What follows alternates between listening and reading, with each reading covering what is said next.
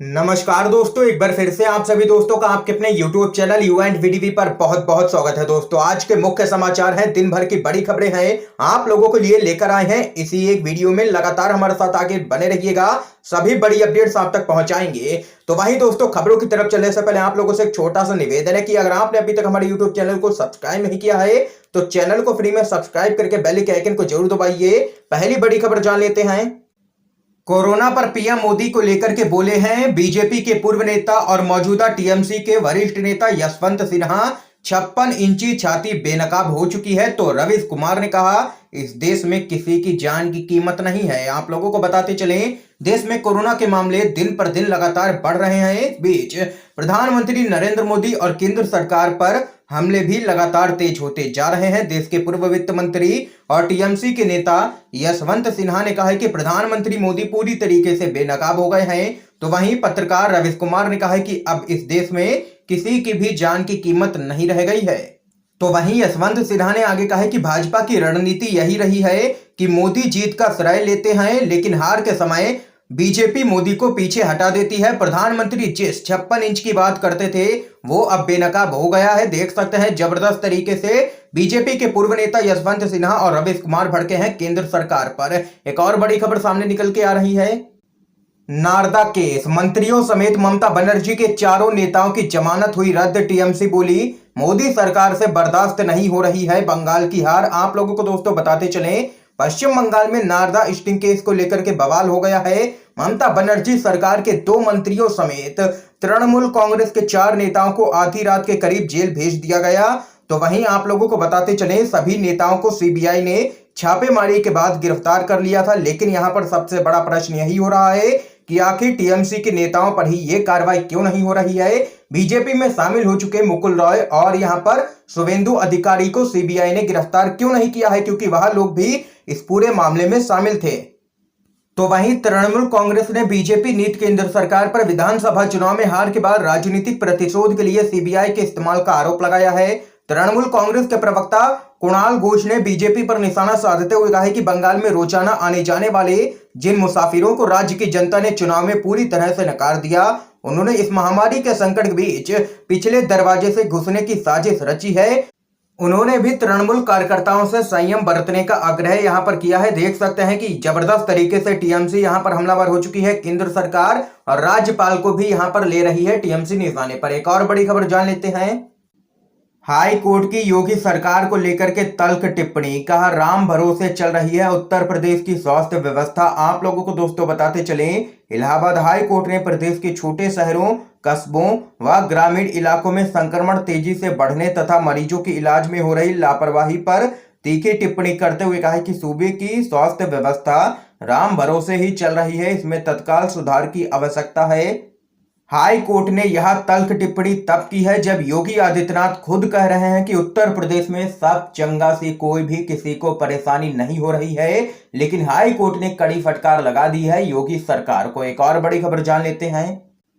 तेजस्वी यादव ने सीएम नीतीश कुमार को दे दी है चुनौती, कहा कुर्सी छोड़े, हम बताएंगे कैसे पहुंचाई जाती है लोगों को मदद। जी हां दोस्तों, बिहार विधानसभा में विपक्ष के नेता तेजस्वी यादव ने बिहार के मुख्यमंत्री नीतीश कुमार और उनकी सरकार पर जमकर के निशाना साधा है। उन्होंने मुख्यमंत्री को चुनौती देते हुए कहा कि उनसे अगर बिहार नहीं संभल रहा है तो उनको कुर्सी छोड़ देनी चाहिए। आरजेडी बताएगी कि कैसे इस कोरोना काल में लोगों को मदद पहुंचाई जाती है। तेजस्वी यादव ये यहां पर लगातार निशाने पर ले रहे हैं बिहार की नीतीश सरकार को। बदहाल स्वास्थ्य व्यवस्था को लेकर के उन्होंने खुद को एक जिम्मेदार विपक्ष बताते हुए कहा कि आरजेडी सरकार को पूरी तरह मदद देने को तैयार है। उन्होंने कहा है कि सरकार आरजेडी के लोगों को अस्पतालों की वास्तविकता, समीक्षा और जायजा लेने की अनुमति दे।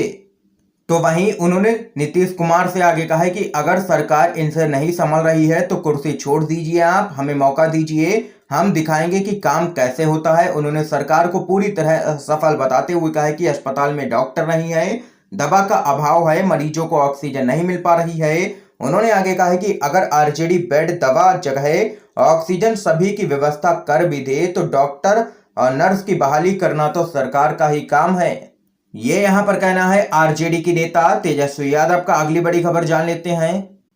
प्रज्ञा ठाकुर बोली, गौमूत्र पीने से कोरोना नहीं होता है। श्रीनिवास ने स्वास्थ्य मंत्री से पूछा, ये सच है क्या? आप लोगों को बताते चले, भारत के पास दो कोरोना वैक्सीन होने के बावजूद मोदी सरकार ज्यादातर राज्यों में इसकी उपलब्धता करवाने में पूरी तरीके से असमर्थ साबित हो रही है। जिन लोगों को कोरोना वैक्सीन की पहली डोज लग चुकी है, उनको दूसरा डोज नहीं मिल पा रहा है। भारी तादाद में लोगों को तो कोरोना वैक्सीन का पहला डोज भी नहीं मिल पा रहा है। ऐसे में भाजपा नेताओं के अजीबोगरीब बयान लोगों की परेशानियां और भी ज्यादा बढ़ाने का लगातार काम कर रहे हैं। कई भाजपा नेता लोगों को कोरोना संक्रमण से लड़ने के लिए बेतुके इलाज के तरीके भी बता रहे हैं।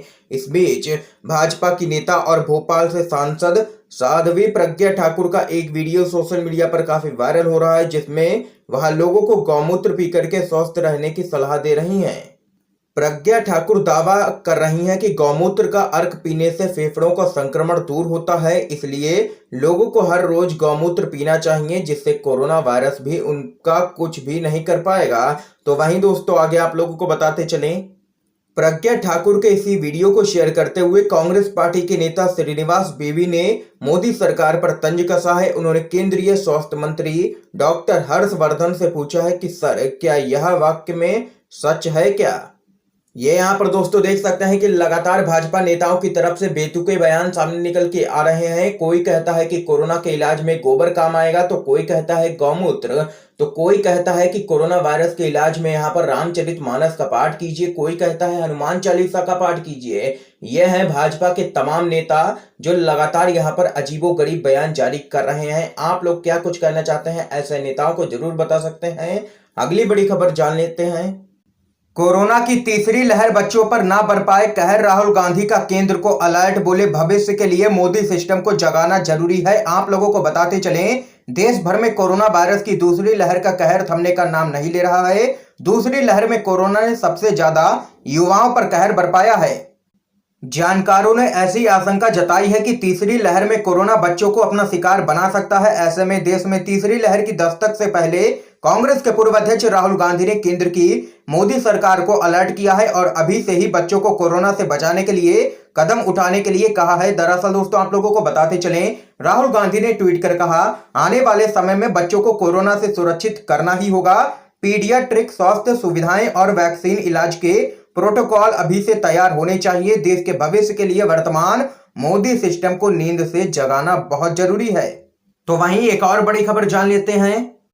राहुल गांधी का केंद्र सरकार पर जोरदार हमला। कहा, सरकार ना सिर्फ कोरोना संकट बल्कि लोगों के साथ खड़े होने में भी पूरी तरीके से विफल रही है। आप लोगों को बताते चले, कोरोना के चलते एक तरफ जहां देश की स्थिति अब भी भयावह बनी हुई है, तो वहीं दूसरी तरफ रोज मौत के 4000 से ज्यादा आंकड़े देश की डरावनी तस्वीर पेश कर रहे हैं। इस बीच विपक्षी दलों की तरफ से कोविड-19 को लेकर के लगातार केंद्र सरकार को घेरा जा रहा है। आप लोगों को बताते चले, इसी क्रम में एक बार फिर से कांग्रेस के नेता राहुल गांधी ने मोदी सरकार पर जोरदार हमला बोला है। राहुल गांधी ने ट्वीट करते हुए कहा कि एक तरफ सरकार ना सिर्फ कोविड संकट के प्रबंधन में विफल रही है, बल्कि लोगों के साथ खड़ा तक नहीं हो पाई है ये सरकार। दूसरी ओर हर रोज कई ऐसे परोपकार और मजबूत करने वाली व्यक्तिगत कहानियां हैं। दूसरे की सेवा करने वाले इन नायकों का बहुत बहुत आभार, और दुनिया यह देख रही है कि भारत वास्तव में किस लिए खड़ा है। ये यहाँ पर राहुल गांधी ने ट्वीट किया है और केंद्र सरकार पर निशाना साधा है। एक और बड़ी खबर जान लेते हैं। पर्याप्त मात्रा में टेस्टिंग ना होने की वजह से भारत में कम दर्ज हो रहे हैं कोरोना के मामले। WHO का बड़ा बयान। जी हां दोस्तों, भारत में कोरोना वायरस के मामलों में गिरावट दर्ज की गई है, लेकिन दैनिक मौतों की संख्या अभी भी 4000 के पार बनी हुई है। तो वहीं विशेषज्ञों ने ग्रामीण क्षेत्रों में जहां वायरस तेजी से फैल रहा है, टेस्ट की कमी के कारण इस डेटा को अविश्वसनीय बताया है। हाल ही के महीनों में भारत में किसी भी देश से ज्यादा कोरोना के मामले सामने निकल के आए। बीते कुछ महीनों में भारत में प्रतिदिन 4 लाख से ज्यादा कोरोना के मामले दर्ज किए गए हैं। तो वहीं बीते कुछ दिनों में भारत में कोरोना के मामलों की संख्या में दर्ज हुई गिरावट को लेकर के विशेषज्ञों ने कहा है कि मामलों में आई कमी को देखते हुए यह निश्चित तौर पर नहीं कहा जा सकता है कि भारत में कोरोना पीक पर पहुंच गया है। ये यहाँ पर दोस्तों WHO की तरफ से बयान सामने निकल के आया है। आज की तमाम बेहद बड़ी खबरें थी जो हमने आप लोगों तक पहुंचाई हैं। अगर आप लोगों को ये वीडियो पसंद आए हो तो लाइक कीजिएगा, शेयर कीजिएगा वीडियो को, ज्यादा से ज्यादा वीडियो देखने के लिए आप सभी का बहुत बहुत धन्यवाद दोस्तों।